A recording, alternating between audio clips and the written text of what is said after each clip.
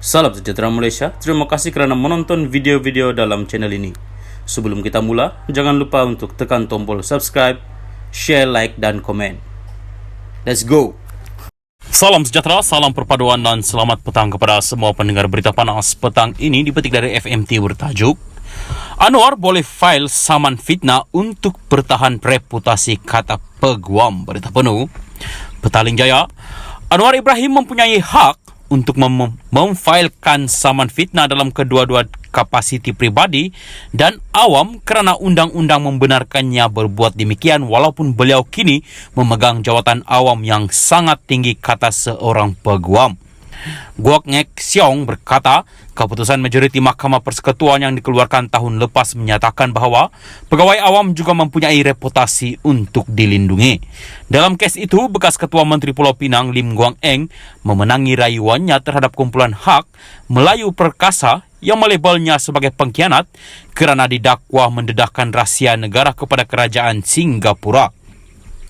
Peguam itu berkata demikian sebagai respon kepada tindakan Anwar memfailkan 4 saman fitnah terhadap pemimpin Bersatu dan PAS selepas beliau dilantik sebagai Perdana Menteri.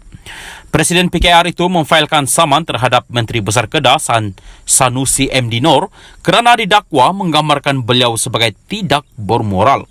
Beliau turut memfailkan saman terhadap Ketua PAS Perak Razman Zakaria berhubung dakwaan Anwar akan mempromosikan agenda LGBT, membenarkan perkahwinan sejenis dan menyokong agenda komunis. Anwar juga menyaman Presiden Bersatu Muhyiddin Yassin berhubung dakwaan beliau menerima RM15 juta ringgit daripada Kerajaan Selangor semasa berkhidmat sebagai penasihat ekonomi.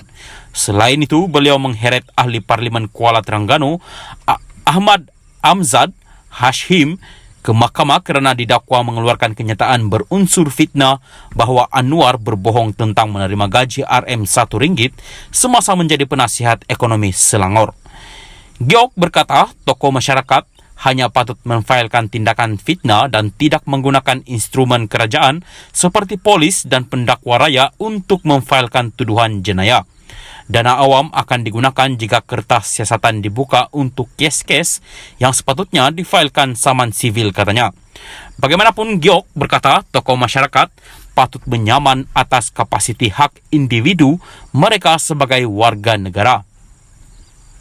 Beliau berkata mereka tidak sepatutnya mengekalkan saman fitnah atas kapasiti penjawat awam.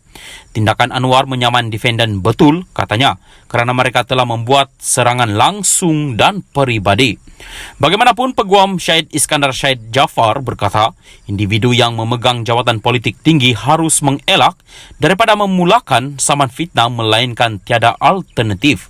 Sebagai contoh, katanya, apabila tuduhan khusus rasuah dibuat. Beliau berkata, bahaya saman fitnah adalah defendan hanya perlu mewajarkan fitnah itu. Syed Iskandar berkata dalam kes Anwar, pengampunan telah sepenuhnya membersihkan namanya. Justru tiada keperluan untuk saman fitnah. Ia hanya akan memberi peluang kepada seteru politiknya untuk membuka semula isu yang diadili dalam kes jenayah. Katanya bekas Perdana Menteri Menteri Dr. Mahathir Mohamad tidak pernah memfailkan saman fitnah terhadap sesiapa tetapi menggunakan media untuk menangkis dakwaan-dakwaan tersebut. Sekian berita, teruskan bersama channel ini. Salam perpaduan. Salam sejahtera dan selamat petang kepada semua pendengar berita panas petang ini dipetik dari syabudin.com.net bertajuk Nazri Balun lagi Tun Mahathir, elok terus jaga cucu. Berita penuh, melantik seseorang yang sedang berdepan kes mahkamah menjawat jawatan Timbalan Perdana Menteri TPM bukan satu perkara yang bertentangan dengan perlembagaan, kata Ketua Bahagian UMNO Padang Rengas Datuk Seri Mohammed Nazri Abdul Aziz. Menurut Mohammed Nazri, seorang TPM tidak boleh membantu Perdana Menteri dalam menjalankan tugas-tugas yang berlandaskan perlembagaan negara. Beliau berkata jawatan TPM tidak ada dalam perlembagaan negara.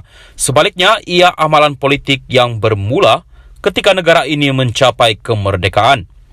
Jika ada kecacatan di sebalik pelantikan Datuk Seri Ahmad Zahid Hamidi, hanyalah dari segi moral semata-mata. Tetapi moral tidak boleh dikuatkuasakan oleh undang-undang. Untuk menjadi sebahagian daripada anggota kabinet, TPM perlu memegang satu portofolio sebagai menteri. Tidak ada jawatan TPM tanpa portofolio seperti Perdana Menteri. TPM tidak boleh menjalankan tugas-tugas Perdana Menteri yang termaktub dalam perlembagaan seperti menasihatkan Yang di-Pertuan Agong dalam pelantikan 44 daripada 70 anggota Dewan Negara, pelantikan Peguam Negara dan beberapa jawatan lain.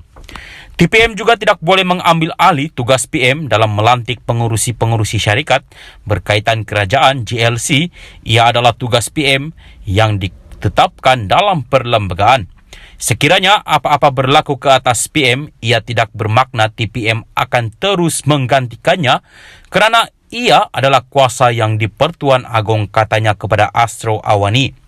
Sehubungan itu, bekas menteri di Jabatan Perdana Menteri, Parlimen dan Undang-Undang itu pelik apabila seorang yang berpengalaman seperti Tun Dr. Mahathir Mohamad membangkitkan mengenai pelantikan seorang TPM. Katanya, sebagai seorang yang sudah berpengalaman, Dr. Mahathir tentunya lebih memahami fungsi dan tugas-tugas TPM berbanding pihak lain. Dr. Mahathir sudah 2 kali menjadi Perdana Menteri. Kali pertama 22 tahun dan kali kedua 22 bulan. Beliau sepatutnya lebih memahami perkara ini. Dalam usia yang sudah lanjut, tidak perlulah ada dendam yang mendalam. Hiduplah dengan tenang. Sekiranya mahkamah mendapati Zahid bersalah dalam kes yang sedang dibicarakan, beliau tentunya akan digugurkan dari kabinet.